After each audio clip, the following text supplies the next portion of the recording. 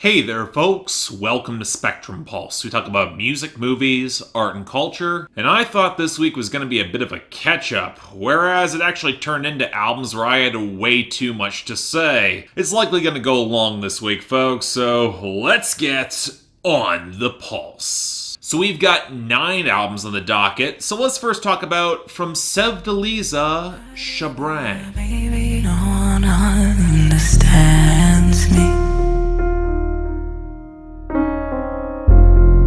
This is a project that feels both familiar and not, and that's also not really a surprise when you start looking through Sevdaliza's material. A Dutch-Iranian artist working in a blend of sandy trip-hop with the deep, clanking atmospherics of some alternative R&B, and even hints of striking chamber pop and soul. You can definitely hear a lot of parallels to artists that are working just outside of the mainstream today. FKA Twigs comes to mind. But Sevdaliza's tones are more ethereal and grounded in Middle Eastern inspired chord progressions, and her lyrics split the difference between sensual and more abstract. Now, all this makes for a lot of impressive atmosphere, but not always strong or distinctive songs on a pretty long debut album. And now on her sophomore follow-up, unfortunately, it might be a bit of a step back. Now, let me stress, I do not think this is precisely bad. If you're into a brand of R&B that is slower, more spare and atmospheric, more for meditation than anything else, I can see you finding a lot of elements here that work, especially in some particularly textured woodwinds and string sections off of some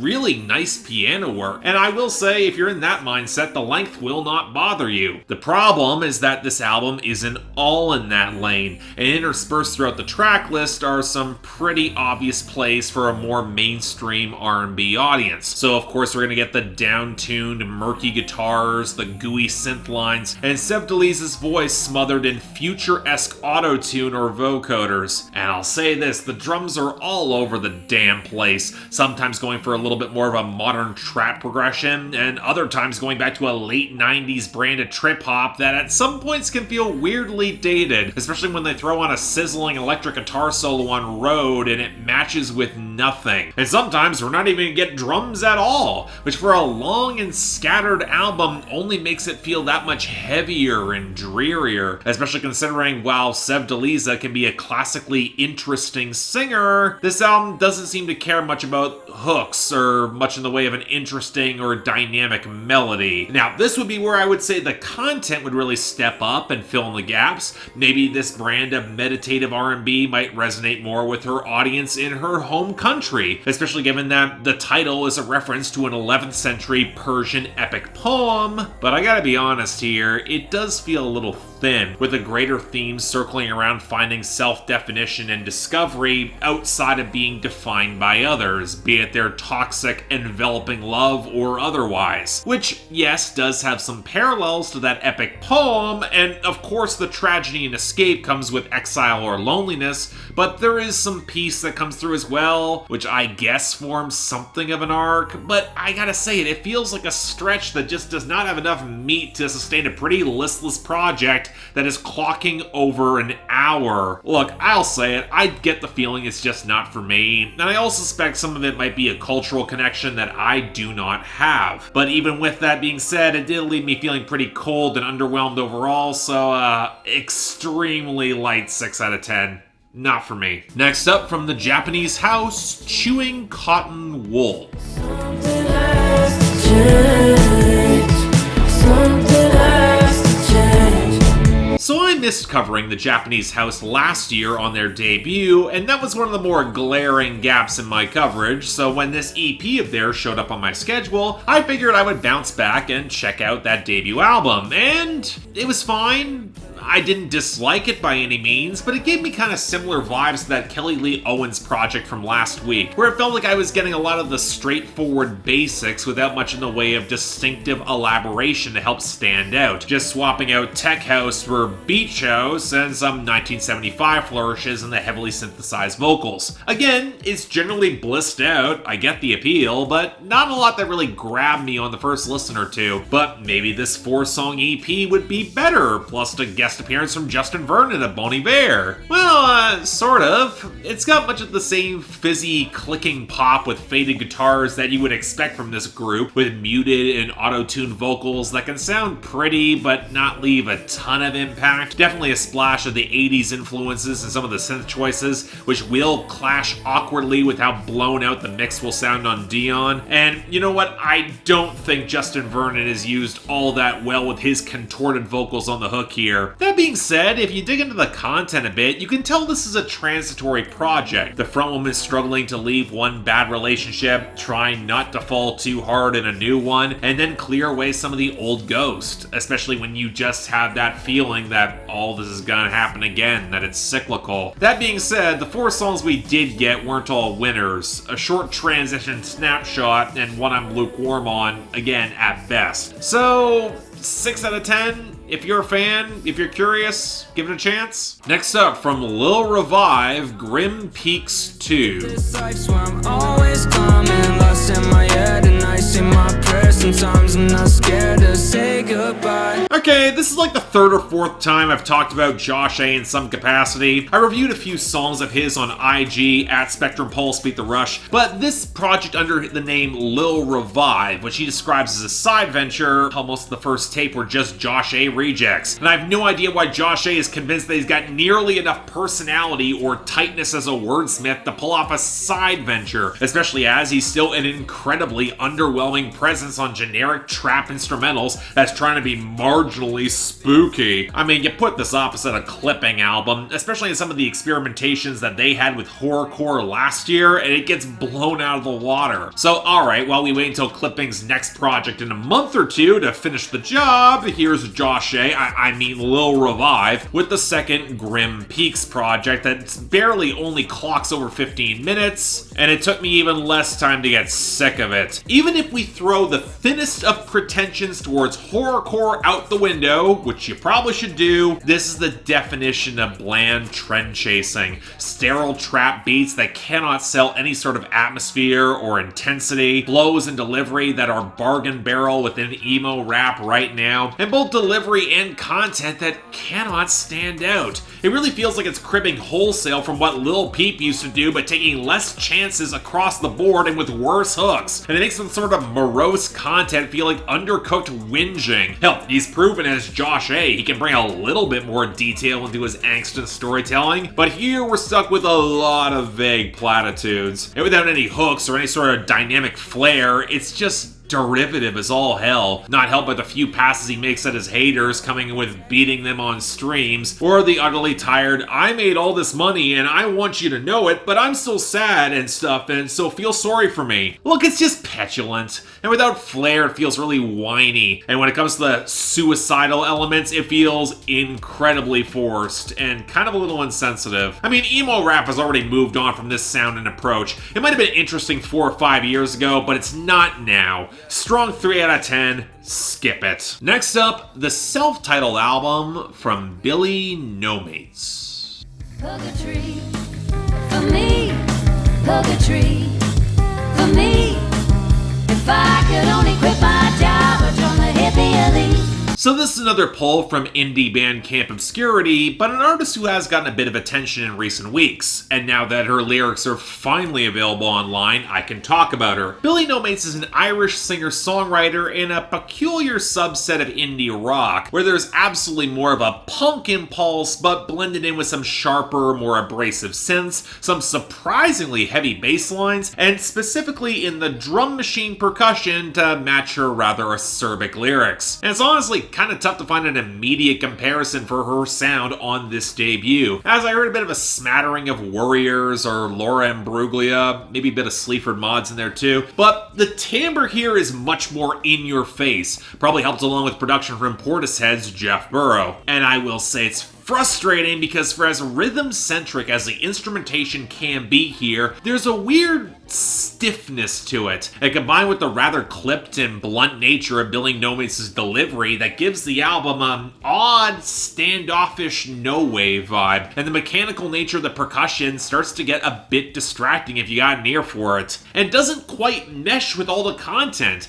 because Billy Nomates' writing is way more detail-rich, politically charged, and punk in its attitude, where you think you would want to do everything to amplify some of the sense of populism, not feel this stiff. Now, granted, some of it is intended for more confrontational theatricality, and the Dylan-esque drawl that sneaks into some of her cadence does amplify the snarled anger of a lot of these songs. And to her credit, if there is one thing that redeems this in a big way, it is the lyrics and songwriting. And it kind of nails everything I like in good political art. She's got the populist streak that lets her call out bougie liberals who can afford environmental protest, or as she calls them, the hippie elite. And she also doesn't waste time tearing into toxic people that are reinforced by bad systems, be they the blinkered small-town gossipers or a fat rich white guy simping for a girl at their shared work. And yet there's that punk scrappiness that comes with having to make some questionable or compromising decisions just to stay alive. Supermarket Sweep might be the album's standout,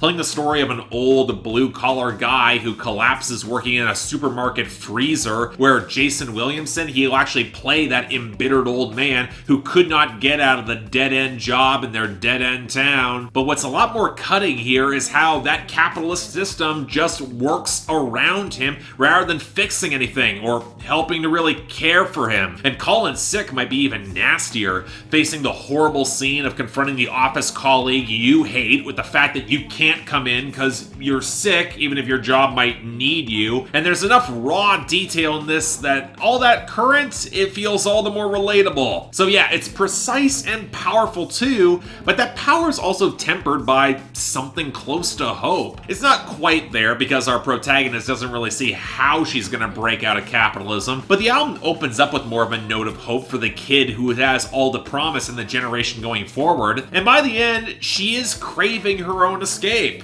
After all, if she owns nothing, nothing can own her. So yeah, I won't say this entirely works. I think the wonky instrumental choice takes a little bit of getting used to, and it can feel a bit one note in some of the production, but this was interesting. So 7 out of 10. Give it a chance, check it out. Next up from Declan McKenna, Zeros.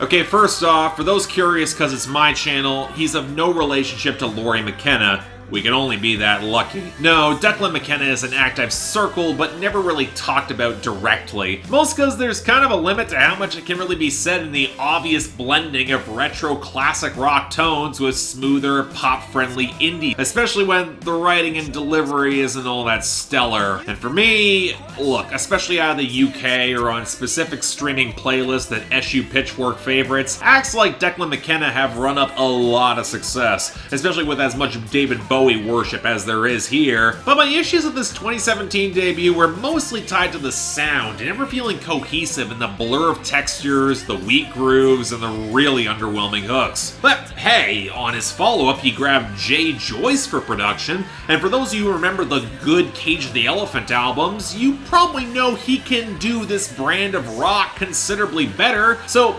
maybe this would be a step up? Who knows? Well, yeah, you know what? I will argue it is. For one, there's actually a bass presence on these songs, so some of the glam rock vibes actually have some muscle to them. But the thing with Jay Joyce is his bad habit of overmixing the melody around an increasingly blocky groove, especially when there's not a strong lead outside of the bass and McKenna's vocal line, so the attempts at some sharper, classic psychedelic rock guitar texture, it clash with, once again, some questionable synth choices, and turn into a muddy mess that clashes with the rougher vocals mastered a little bit too low. And the falsetto, of course, does not help. And when I say rougher, I'm talking about McKenna once again going for some reedy British glam that's got nothing close to the texture nor consistent firepower to cut through Jay Joyce's mix. Which means that the weird, too clean clash of synths with everything else is still here. It doesn't quite sell the Bowie worship as well as it could, especially especially when you get into the second half of the album. Kyle Craft has nothing to worry about. But the real discussion about Declan McKenna should really focus on his content,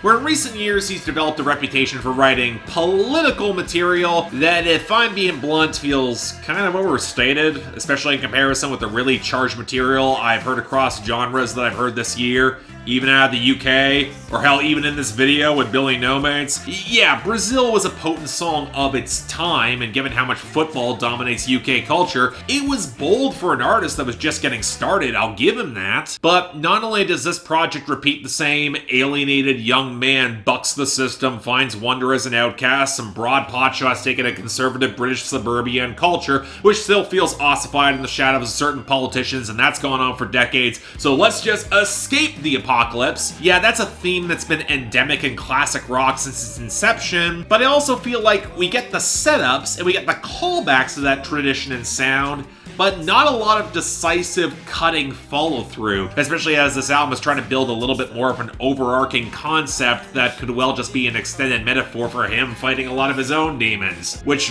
might actually be a worse parallel than he thinks, come to think of it. But also midway through the album, Declan McKenna just opts to ditch most of the metaphors and get more direct, which would be fine if I thought he actually landed a punch here, but a lot of the spacier options to escape, they aren't available for the majority of folks, and that kind of kills any sense of populism for me, especially when the counterpunch is, well, all the idle rich, they're gonna die too, it's inevitable. But at the end of the day, you know what, I would argue it is better than his debut, courtesy of more ambition, a better mix, and discovering what a groove actually is. But this is an album trying to cling to futurism of the past while being the promise of the now, or at least trying to, and that awkward fit keeps this from being more than just decent. As such, extremely light 6 out of 10, even then, I'm being generous. Next up, from Yukika Teramoto, Soul Lady. 좋아하고 있어요 내가 많이 한 발 더 다가오면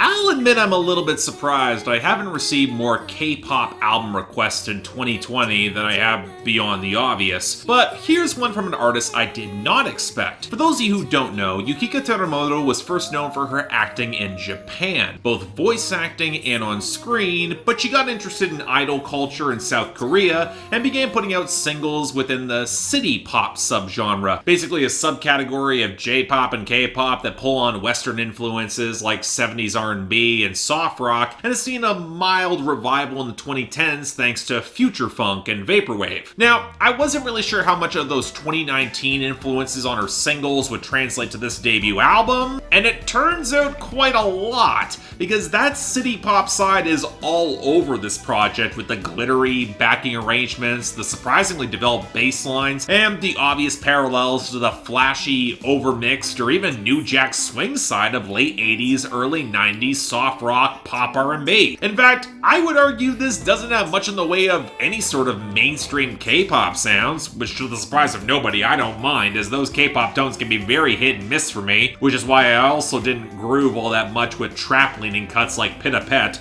especially with some of the acoustic guitar in the drop that I didn't think worked at all. That being said, once you clue into what this is and get accustomed to the sound, I will also say it doesn't really stand out all that much among this subset of city pop. The production is more organic and smooth, and Yukika's vocals are pretty, but the hooks are kind of middle of the road. There's very little in the compositions that rise above or feel super distinct. In other words, it's not far removed from when American actors dabble in music as a side project, and then it might be a faithful recreation of a certain sound or era, but it can feel a bit derivative or a little tame. Now this would be where I would go to the content, where a surprising amount of work has gone into the album's story and art. The protagonist arrives in Seoul, she's initially excited but soon kind of lonely as she enters a relationship, which bounces back and forth as she tries to hold it together but then ultimately gives up when he's kind of being distant, and then it's left open-ended whether or not she returns to Japan.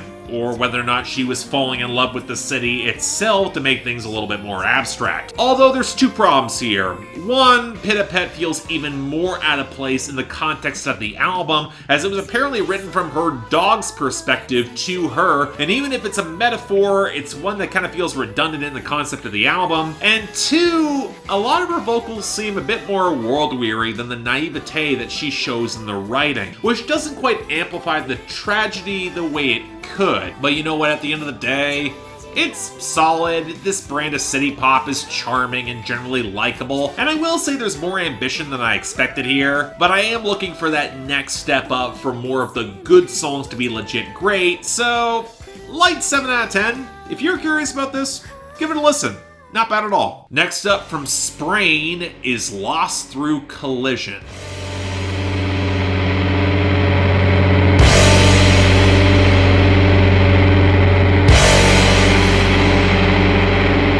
You know, this is one of those cases where I have no idea why anyone wants me to cover this. I've made it no secret that I don't have a lot of luck with doom metal or material that defaults to the slower, more ponderous side of music. So when you give me a debut album from LA slowcore act Sprain, it was a choice I questioned, especially as it's one of those genres in which I don't really have the deepest familiarity, and I've struggled to like a lot of what I've heard. And thus with this, well, for one, his band is embracing elements of post-hardcore as well, and by that I mean the ragged whiplash, distorted guitars, a blend of inaudible shouting, and some unsupported clean vocals that I will call average at best, and a near total lack of groove or consistent hooks or even interesting tune. What's frustrating here is that if Sprain was doing cool or unique things with the guitar textures or the distortion that they will just elongate every single song with, maybe bring forth some sort of melody along the way, I might be able to get into more of the atmosphere, but as it is, when your 15-minute song is mostly squeaking guitar feedback and some very spare drum hits that constantly seem to be on the cusp of just breaking apart, the vibe does not really coalesce for me. Now, there are songs here that are a bit more developed,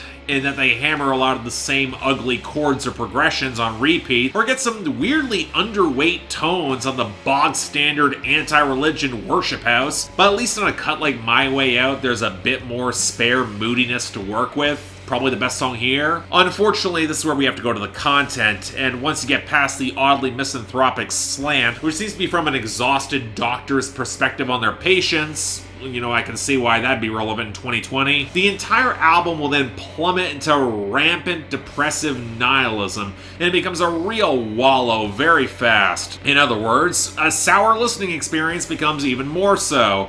And I guess if that's your thing, maybe I can applaud the miserable consistency, but it was not something I wanted to revisit at all. It just became a bit of a chore. Strong 4 to 10, emphatically not for me, but if this is your genre, you might find something in this. Just saying. Next up from Bill Callahan, Gold Record. In front of my house, I was turning it over and over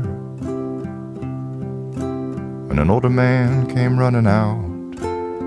So full disclosure, I've been listening to a lot of Bill Callahan the past couple of weeks, specifically his seminal projects Apocalypse from 2011 and Dream River from 2013. They're smartly written, excellently delivered, great low-key singer-songwriter stuff that's perfect for quiet times in the late summer, especially with that foreboding sense of doom that slips in behind Apocalypse that's allowed it to age so unbelievably well. And thus, with Gold Record potentially tapping into some similar impulses, and given that I was kind of lukewarm about Bill Callahan's album that was good but bloated and languid that came out last year, I did have some high hopes for this. And for the most part, they actually paid off. Let's get this out of the way now. I do not think this tops his best works from earlier in the decade. It's not better than Apocalypse nor Dream River. But I will say I am kind of impressed by how Bill Callahan has enhanced and streamlined his storytelling from Shepherd in a Sheepskin Vest, while still bringing a lot of expansive and wry details to the forefront. A big factor here is the production, which brings back some of Apocalypse's lingering instability and the shaky acoustic lines lines and the shuddering grooves that sound great. But now there are some distant horns and a mix that feels even larger and more expansive and smoky. I'm not quite sure he's going to top the sheer richness of Dream River, but I love the ricochet of the country folk guitar warmth that implies a lot of fractured atmosphere, the tension in Protest Song, how quickly the mood will shift on the Mackenzies, a lot of the dreamlike textures that will underscore Another Song and Cowboy and As I Wander. I wouldn't quite call it dream country, but I'll say it kind of plays a lot of that atmosphere really damn well. But as always with Bill Callahan, I really want to focus on the writing, because where Shepherd in a sheepskin vest saw Bill Callahan fight the quiet battle between his sudden domestic life and his road-hungry wild dreams, all amidst the steady creep and onset of time, this time there's a little bit more of an armistice between that battle, mostly because he spends most of the album actually looking outside of himself. His character will drive a limo on pigeons, and he gives advice to a married couple that's when they find their union, it is reinforced by the community around them, something that he will second guess almost immediately in telling them, but this is an album where he will exhale and find some respite in it, some degree of self-confidence. The Mackenzies, it's a stunning song where he meets a couple after some car troubles, discovers that they lost a son when he sees the room in their house, and while all sorts of fatherhood questions will swirl around him, given that he's a father now, they will pull him out of his centering and say, they're okay. So while he's not one to ignore his impulses in the solitary road wanderer, given how often he's placed himself among them, note all the sly references to Johnny Cash, Leonard Cohen, James McMurtry, and an entire song dedicated to Ry Cooder that's pretty damn funny, and Protest Song has him tempted to cuss out the late night acts who will never truly buck the system they're playing in, and he also doesn't paint the domestic life as the ideal, as the sad undercurrents behind Breakfast will show, but instead he's approaching the appeal of those dreams with a little more maturity as a step in his life, especially as he's gotten older and more set in himself. He no longer relates to the people in the books he reads in the same ways, which has driven his own originality in his art to look further, and as such,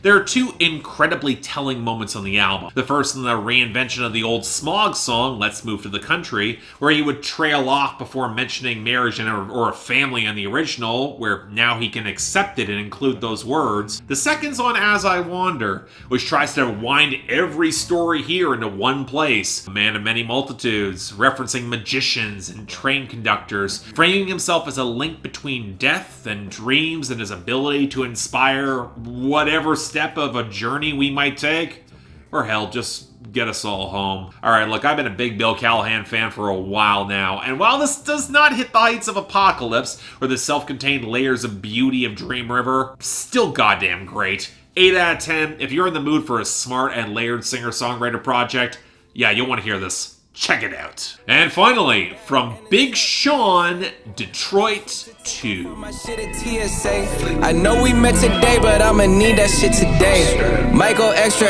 just so I can see their face. I'll say this. Listening to a Big Sean album is marginally less embarrassing than it used to be, but I mentioned this back in 2017 when I covered I Decided, and it's just as true with this album. Big Sean might be a competent, technical rapper nowadays, but he did so by becoming boring and more derivative than a lot of his fans want to admit, especially here where a lot of the Drake and J. Cole and Kendrick Lamar influences are flagrant. Now, of course, the larger problem I've always had with Big Sean is that he's not particularly insightful, nor all that clever as a wordsmith, and when he tries to be, he usually seems a little bit too proud of himself, just comes across as really corny, although a lot of that's diminished in recent albums, and he can't deliver anything close to real intensity on his bangers. Actually, you know what? Let's go for an underground comparison.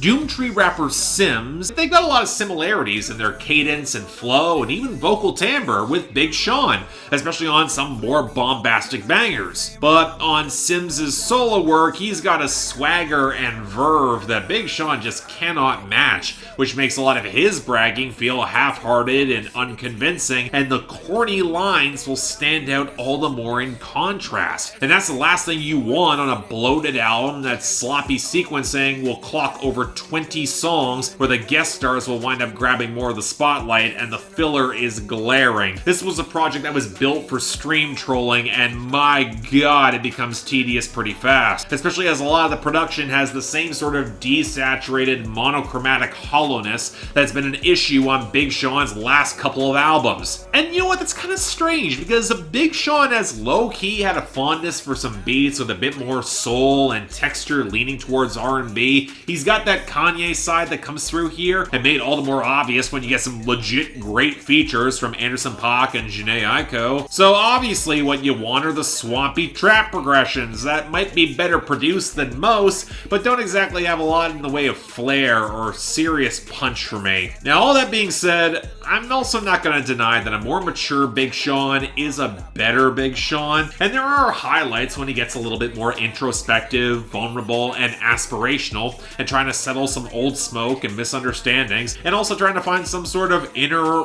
and outer peace. I mean, it's nothing mind-blowing or all that revolutionary, especially as I think that Wale of all people got the most political verse off here, and a pretty damn good one too. And you know what? Yes, Big Sean's got the frustrating technician impulse to pile in double-time flows that are not saying all that much, which might serve him well on that overloaded cypher here, but they're inconsistent everywhere else. But as a whole, I will admit he sounds better, to the point where I might actually argue this is Big Sean's best album to date. But at the end of the day, I think I just enjoyed Dave Chappelle's interlude the most of everything here. So, light 6 out of 10. I don't think there's an outright dud on this album, but there's not much that wowed me, and while the fans will of course like it, I'm just kind of lukewarm yet again. So yeah, thanks a lot for watching. If you'd like to like and subscribe, I'd be more than grateful. Yes, I know this was incredibly long, but I had a lot to say, and I got caught up on pretty much everything that got added. So hey, if you want to actually add more albums to my schedule or just get involved in the process, link to my Patreon is right over there. Again, feel no obligation to do so, but if you want to, opportunities available. Beyond that, if you'd like to like and subscribe, I'd again be incredibly grateful. If you've got comments or hate, comments down there. Have fun. But until then, I'm Mark. You're watching On the Pulse on Spectrum Pulse. And I'll see you next time.